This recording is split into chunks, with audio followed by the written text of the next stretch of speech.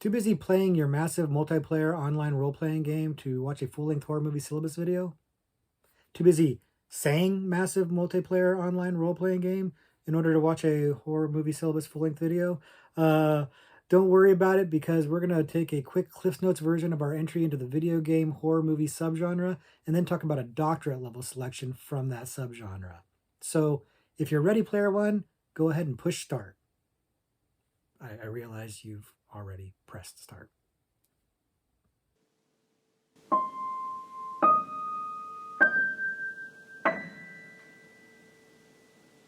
Hello and welcome to the Horror Movie Syllabus. My name is Professor Victor and I'll be your host as we go through all the essential, noteworthy, interesting, and notorious modern horror films. If you're new to the channel, I recommend you check out our introduction video. There's a link to that in the description below. It'll give you a pretty good idea of what the horror movie syllabus is all about. But in short, we take a particular subgenre of horror and we look at 3 movies from that subgenre. And today we're talking about video game horror movies, but we've already looked at 3 movies from that subgenre. So this is our doctorate level series where I give you a quick recap on the movies that we talked about in that video and then add a 4th doctorate level selection, a little bit more of a deeper cut, lesser known movie for the subgenre to discuss. So if you saw that video, then you know I'm not the biggest video game person. I'm not a gamer by any stretch of the imagination, but I do have an appreciation for horror movies that are based on video games, even though by and large, they're not very good. And we can all pretty much agree that the oeuvre of horror movies based on video games is pretty disappointing. In fact, if you look at any kind of online list of the best horror movie, video game horror movies, they tend to be dominated by entries from the Resident Evil franchise. Those tend to be like half the movies on the list, and so it's not a controversial thing to say that we're generally not talking about great movies. But we've got a doctorate level movie that I think kind of defies all of that. It's something that's pretty interesting and I'm pretty excited to talk about. But first, I want to give you a quick recap in case you didn't see the video of the movies that we talked about for the video game horror movie subgenre. So let's go ahead and get into that recap right now. The first movie that we discussed on our video game horror movies video is The House of the Dead. And The House of the Dead is a notoriously bad movie that is arguably so bad that it's good. It's made by schlocky horror director Uwe Boll, who makes movies that are often based on video games, and they are not great. He is not a great filmmaker by any stretch of the imagination, but his movies tend to be notoriously known because of them being pretty bad and being pretty fun. And I felt like this movie was one of those movies. It was a lot of fun. It's really bad. It integrates the video game cutscenes into the movie itself in ways that are very jarring and kind of stupid and don't really make a tremendous amount of sense. But it all adds to this really campy good time. The movie's production values are better than they should be, and the money spent was more than it should have been spent because the acting is subpar, the direction is flat and uninteresting and barely competent, and the story is pretty thin. It all leads to being a bad movie, but it's never a boring movie. It's just laughably a good time, and I recommended it because of that. I think it's a blast of a good time, and I'm not alone in that. So, House of the Dead was one that is so bad that it's good. The next movie we mentioned was Resident Evil, the first movie in the franchise, although we talked about the entire franchise. And we talked about that it's basically a well-made series of movies that has kind of a sprawling narrative that doesn't really track the video games all that well. And even though I'm not a big gamer, Resident Evil was a game that I am familiar with. I've played it before, not well, because again, I'm terrible at video games, but I did know the background of this movie, of the video game a little bit, and I knew that the movie didn't track it super well, and as the story went on, it really didn't dovetail that well with the video game story, but that was still fine because it still gave entertaining action horror movies that were a lot of fun and generally well made with money behind them and a solid cast led by Mila Jovovich. And these tend to be really popular movies. They tend to be considered the cream of the crop of the video game horror movie subgenre. Like I said earlier, these movies tend to be on lists of the best. Like multiple movies from the series tend to be on the list. I think the first one's the best. The other ones kind of all bleed together for me. There's some animated versions we talked about, but for the most part, the franchise is solid. It's a good one, and it's probably the shining example of a video game horror movie adaptation. So if you haven't checked out the Resident Evil franchise, maybe that's one you want to check out. And the last movie we discussed was Silent Hill. And Silent Hill was another one where I'd played the video game a little bit, but not very much. So I was kind of going on research to tell that it was, whether how true it was to the story or not, which was mostly true. But I really liked this one, probably the best of the bunch because of the atmosphere. This is the one that really felt to me most like its own horror movie, rather than being something that was just an adaptation from a video game, and you kind of maybe needed the video game knowledge to really follow what the movie was trying to do. This is one that felt like it could stand on its own as a horror movie. Great atmosphere, very stylish, very moody, strong performances. Maybe a little bit too long. Maybe could have benefited from a little bit of a trim. But for the most part, really like the imagery in this movie. Really like the way it looked, the feel of it, the tone that they were setting. They really did a good job of making a scary movie, a horror movie out of this game. And I do think it helped that the game itself had that same kind of tone. So I really thought that the adaptation wound up making it feel like a really good independent horror movie, independent of the video game background or pedigree. So Silent Hill is one that I actually liked quite a bit. Sequel, maybe not so much. So those were the selections that we examined for the video game horror movie subgenre. And now I've got a fourth doctorate level selection, a slightly deeper cut for you guys to talk about right now. The movie we're talking about now for video game horror movie subgenre, the doctorate level selection is Detention. The Detention came out in 2019 and is a Taiwanese film, and that is important because there are a few movies called Detention, and this is the 2019 Taiwanese version based on the video game of the same name that came out in 2017, I think. And it's like sort of a side scroller game, but we're going to get into all of that in just a minute. But first, if you haven't seen the movie before, the movie takes place in Taiwan in 1962 during a period called the White Terror, where the government was basically oppressing people and had declared martial law, giving them a lot of power to quash dissenting opinions regarding the government.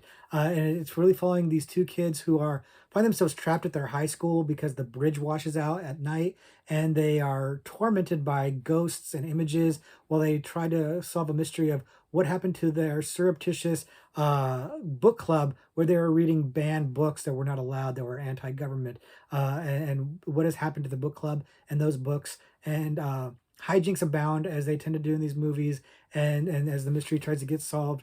But this movie, I don't want to spoil it, but it really goes places I did not expect it to go, especially considering that it's a video game movie. I've never played the video game before, but I cannot wrap my head around how this movie is a video game.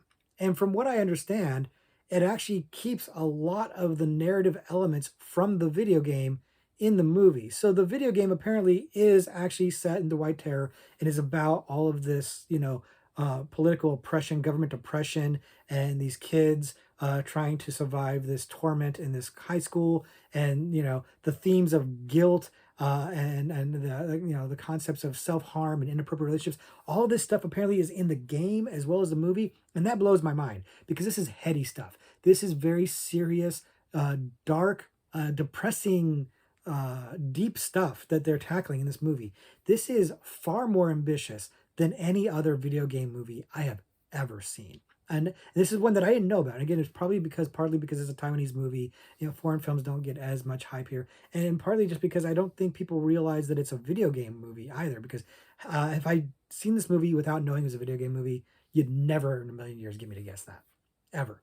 It just doesn't have a video game feel at all. It really feels, for the most part, more like a drama with some horrific elements into it. There's a lot of stuff in here that feels like a drama / mystery, and it's really, really good.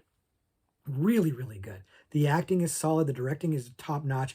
It really has some wonderful imagery, but mostly it's the narrative. It's the way the story is unfolding, telling you about these two characters, this boy and this girl who meet up. The boy was part of this book club that was illicit and outlawed by the government, and the girl who was somebody who knew about it and was having an affair with a teacher. Like I said, there's some inappropriate relationships going on here. There's a lot to tackle in this, a lot of serious subject matter being brought up. And they're kind of giving it to you piecemeal as a mystery that unfolds while these two students try to figure out what's going on, what happened to their other classmates, and trying to piece together their memories, which are a little shaky and fragmented. And again, I don't want to take too much more because I feel like I'm already starting to spoil the movie a little bit. But I was just so surprised by how good it was, how uh, heavy it was. Really, it was such a heavy movie. It was serious subject matter, but it really tackled it really well, and pieced out this mystery in a really compelling manner that I really wanted to know what was going on.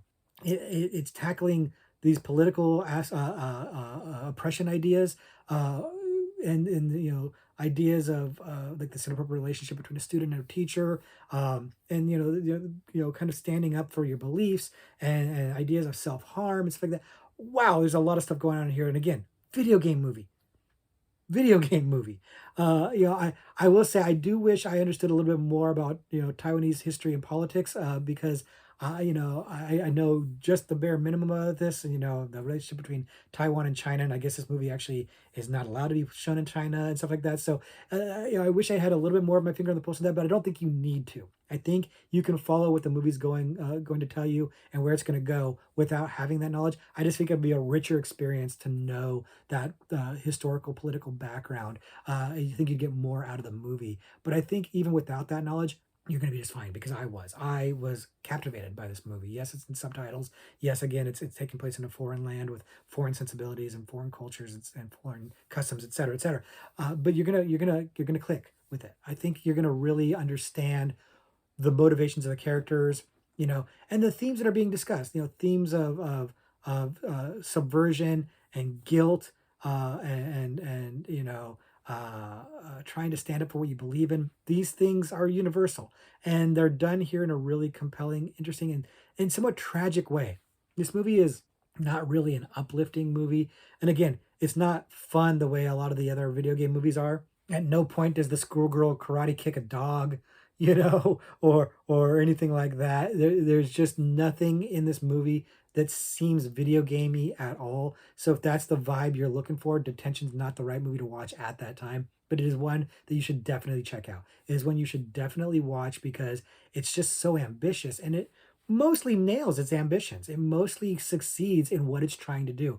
It is a movie that is a cut above the average video game movie. It's several cuts above the average video game movie. It's an elevated video game horror movie, if you will. It's really, really astounding just how serious it is taking its subject matter.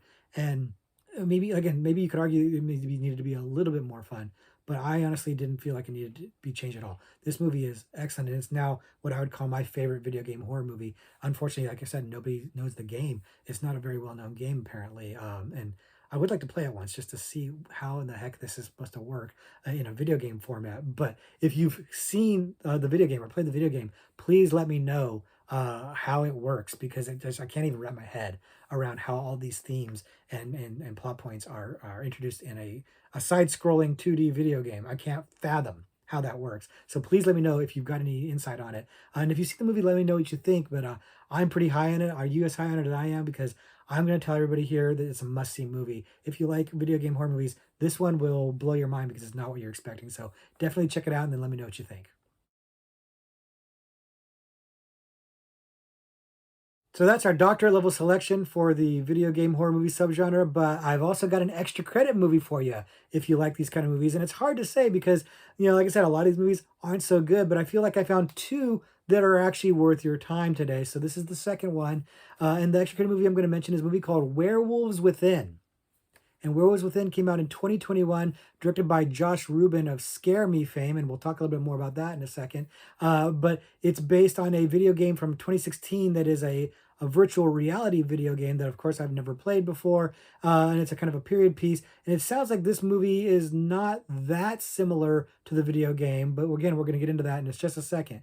If you haven't seen the movie before, it takes place in this small Vermont town that gets snowbound by a storm, and this new park ranger that's come to work there has to deal with the town's power going out by what seems to be a wild animal, but then is quickly surmised to be a werewolf. And the small town winds up congregating in one location, only to find out that the werewolf may very well be one of them. And the movie spends a lot of time trying to figure out which person or persons might be the werewolf that is within the rooms or the hotel with all of them. And of course, hijinks abound, as they tend to do. And we won't spoil it any further than that. But Werewolves Within is a fun movie, and it's trying to be a fun movie. It's directed again by Josh Rubin, who did Scare Me, and I've talked about Scare Me before on the channel. It's a fun movie, very low budget. It's one location, and this movie is similar in nature to that in the sense that it largely takes place in one location. In this case, it's got a bigger cast of characters, and the point is that all this crazy cast of characters might be a werewolf, and you're trying to figure out which one or ones might be the werewolf who is attacking the town, and it's fun. It's fun because you've got these big crazy characters, and it's trying to have more comedy than horror. Really, as a horror comedy, it's really leaning more to the comedy than the horror. And honestly, if I have a nitpick on it, that's really where I have it, is that it's going too much comedy and not enough horror. I'm always a big stickler about that balance between horror and comedy. And in this case, I think it is slightly off in favor of the comedy over the horror, but it's a minor quibble because Josh Rubin is doing what he wants to do, which is have a cast of characters that are fun and big. He intentionally wanted to have caricatures, if you will, people who were dressed in a very distinctive way and were kind of bigger, larger than life. And in that case, he succeeded. Now, whether or not that hits for you is maybe, your mileage may vary kind of situation.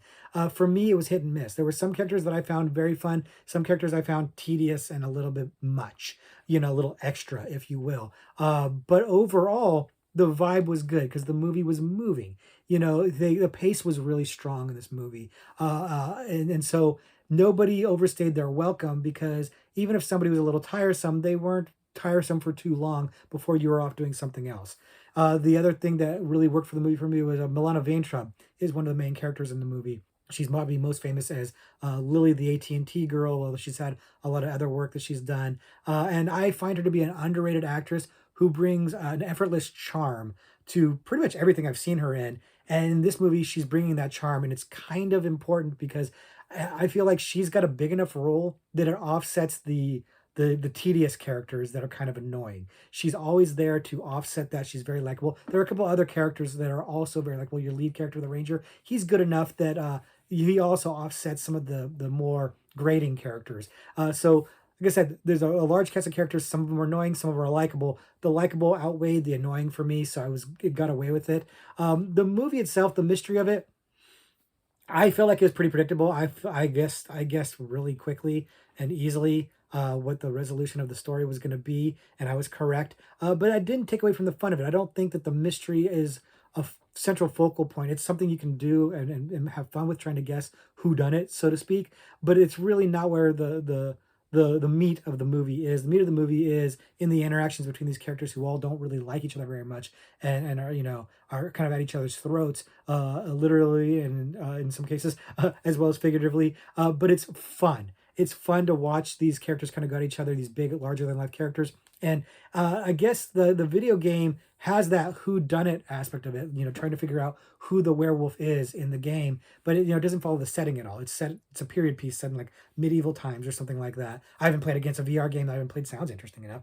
But they kept the aspect of trying to figure out who the werewolf is, but they totally redid the setting and everything like that. So apparently not that true to the game, but true to Josh Rubin's sensibilities of having these fun characters and really focusing on their interactions and their dialogue amongst each other. Again, it's not 100% working. Scare Me was much more successful, I thought, in characters that were interesting and stories that were fun. This movie kind of goes hit and miss, but again, the misses are outweighed by the hits, and the movie never overstays its welcome. So I had a good time with this one. It's definitely one I would recommend. It's not gonna, it's nothing about it that's too challenging or anything like that. It's a good time. It's a fun ride. More comedy than horror, not terribly scary. Decent enough effects. A good ride. And again, another one of these ones that doesn't feel like a video game movie when you watch it. You really don't see the video game aspects in this movie. So again, if you're looking for action, if you're looking for, somebody kicking a dog in the face, you're not going to get it here, but you are going to get some other fun moments like that I won't spoil, of course, but it'll scratch that itch in another way. So this is one that if you like video game movies, definitely check this one out. If you like werewolf movies, definitely check this one out. It's definitely worth your time. So that's going to do it for our revisiting of the video game horror movie subgenre. As I've said before, not my favorite subgenre because the movies themselves tend to not be very good in this subgenre. But I found a couple, I think, today that are exceptionally good, a cut above for sure. So if you like video game horror movies, these are ones you should definitely see because I think you'll be really impressed at how good they actually are. And now's the time where we're going to look at a horror trivia pursuit card. I'm going to try to answer it here live on camera without cutting. As you know, I like to give you guys a chance to answer too, so I'll ask the question and give you guys some time to think about your answer. Today, let's look at the international category because we just talked about Detention, which is an international horror movie. So let's use the international category. And the question is, what 1920 film is considered an essential example of German expressionism and involves somnambulism? Well, I am pretty sure that I know the answer to this movie. I'll be shocked if I'm wrong. But I believe I know the answer to this movie, to this question. I know the movie. I'm pretty sure, like 95% sure. And I'm starting to walk it back a little bit now because I talk so confidently. I'm starting to second guess myself. And as you guys know, if you watch these videos, I can second guess myself a lot and get myself into some trouble. Second guessing myself. So my confidence is waning a little bit on this one, but I'm still going to stick with my original answer. I'm not going to talk myself out of it as I've done in the past. But German expressionism, 1920s. This is out of the wheelhouse of the horror movie syllabus. We usually talk about movies from 1970 on. With occasionally delving into movies a little bit before that, but we don't really go this far back usually. But that doesn't mean I don't know anything about this. And we've got Kenneth Connolly in the comments who likes to give us a little bit of an education on the older pre-1970 horror movies. He's excellent at that. And I'm pretty sure Kenneth knows the answer to this question as well. I'm prattling on a little bit to give you guys some time to think about it. I've already got my answer locked in. I might not be right. Like I said, I'm starting to second guess myself. I can think of one or two other movies that I might answer, but I'm going to stick with my original answer because it just should be the right answer. It should be the right answer. And so I'm not going to change my answer. But now's your last chance to lock in your answer because I'm about to look at the answer. But first I'll give my answer. My answer is The Cabinet of Dr. Caligari. It is a German expressionist film. It's a very famous horror movie. It's an excellent movie. That to me seems like it should obviously be the answer. But the answer, according to the card, is The Cabinet of Dr. Caligari. We are correct. I got it in my head for a second that maybe it was going to be Nosferatu, but I knew that probably wouldn't be it because I wouldn't really call that one expressionism as much. So I was pretty sure that wasn't going to be the answer. I was pretty sure it was Cabinet of Dr. Caligari, but started to second guess myself. Glad I stuck with my answer. Did you get it right? Did you say Cabinet of Dr. Caligari? And if not, did you say Nosferatu? What other movie did you say? I'd be curious to hear in the comments below what your wrong answers were, but hopefully you got it right. Hopefully you enjoyed our Doctorate Level selection and our revisiting of the video game horror movie subgenre. Like I said, our Doctorate selection and our extra credit are really good, so check them out and then come back in the comments and let me know what you thought of them. But next week we'll be doing something completely different, so until then, class dismissed.